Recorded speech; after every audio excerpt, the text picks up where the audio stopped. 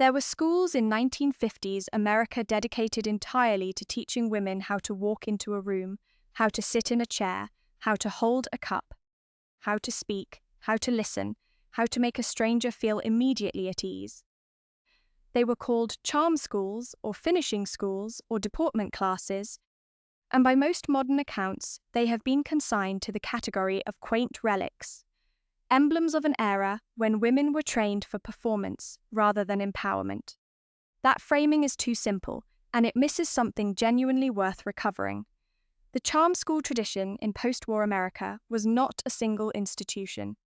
It was a network of programs, some attached to modeling agencies like the Barbizon School, which operated in dozens of cities and enrolled thousands of students per year through the 1950s. Some offered through department stores, some through private instructors who set up shop in church halls and community centers. The students were not exclusively wealthy. Working-class women enrolled, secretaries saved up for the classes. Young women about to enter the workforce considered them a practical investment, which in many cases they were. The curriculum had two layers, and it's important to separate them.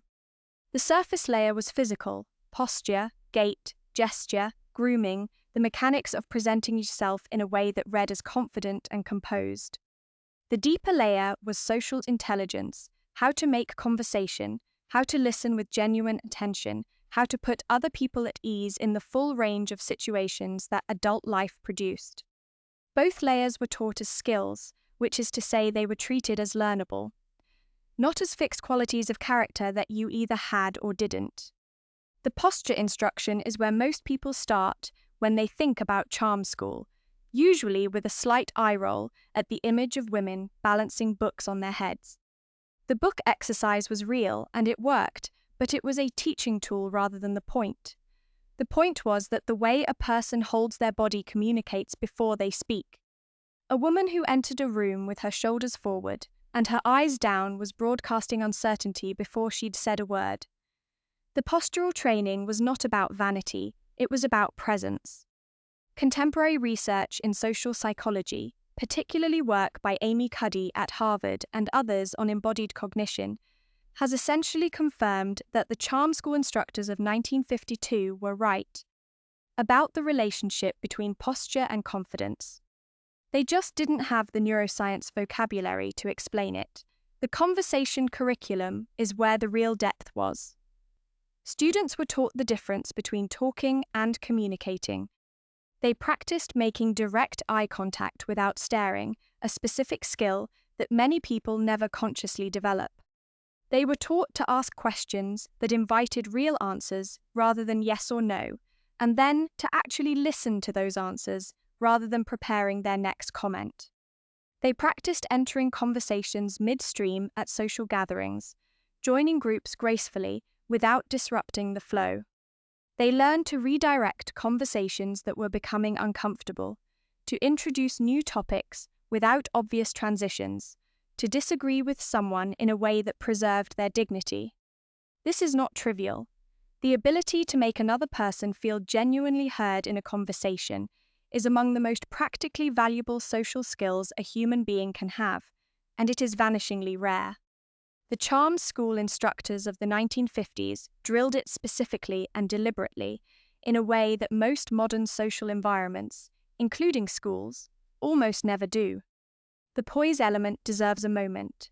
Poise was the word used constantly in charm school contexts, and it meant something specific: the ability to remain calm and composed under social pressure.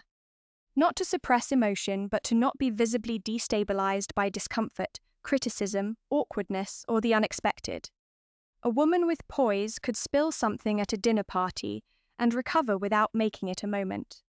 She could receive a compliment without deflecting it into the floor and without inflating it into theater. She could receive criticism from a supervisor without either dissolving or becoming defensive. These are not small things.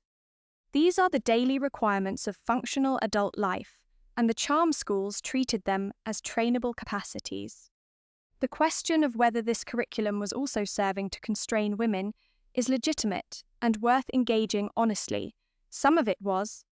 The emphasis on deference, on managing men's comfort above one's own expression, on softening inconvenient opinions, these elements reflected the cultural assumptions of the era, and they did limit what was considered acceptable for women in public life. That part didn't age well and shouldn't be revived. But the core of the curriculum, embodied confidence, genuine listening, social grace under pressure, the capacity to move through diverse social situations with ease, that part aged extremely well. It's not a coincidence that many of the most effective communicators and leaders of the boomer generation, male and female, had some form of this training, formal or informal. The charm school, as an institution, faded through the 1960s and largely disappeared by the 1970s, caught between feminist critiques that were partly correct and a broader cultural shift that decided social grace was either innate or unnecessary. Neither of those positions holds up very well in actual practice. What's left now are fragments, a few etiquette programs, corporate communication training that covers some of the same ground at considerably higher cost. Personal development coaches who have rediscovered exercises that the Barbizon School was running in 1954. The knowledge didn't disappear, it just got scattered. Here's the thing about learning how to walk into a room with confidence, how to listen with real attention, how to make a stranger feel at ease. None of that is small, it never was. The women who came out of those classes carrying those skills carried something that served them for the rest of their lives. That part of the story deserves a more honest look than it usually gets.